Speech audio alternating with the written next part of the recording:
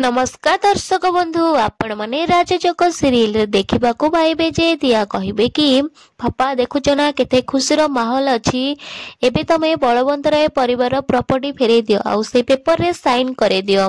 Mister Sahu कहिबे कि हाँ मु प्रॉपर्टी फेरे देबी किंतु गोटे शर्त रे कहिबे कि जदि मिता मते बाहाबा पई राजी हे जिबे ताले मु प्रॉपर्टी फेरे देबी। आउ या परे से गोटे मुदी आनिकी मिता को प्रपोज करिवे कि कहिबे तमे मो सहित सारा जीवन रहिबाकू चाहिबो तमे मते बाहा हेबाकू चाहिबो। एमिति कहिला परे मिता कहिबे कि मु किछि जानिनी मु कोन करिबे किछि बुझी पारुनी। सेतिके बेले दिया आसिकी मिता को कहिबे कि माँ तमे एबे पाई नाटक करिकी राजी हे जाओ आ परे आमे यार सॉल्यूशन बाहर करबा। या परे मिता कहिबे हाँ मु तम प्रस्ताव रे राजी। आउ मिस्टर साहू मिता को मुदी पिंधे देबे आउ या परे कहिबे कि आनो से प्रॉपर्टी पेपर आनो। या परे दिया से प्रॉपर्टी पेपर आनिकी मिस्टर साहू को देबे और मिस्टर साहू प्रॉपर्टी पेपर रे सब किछि साइन करे देबे।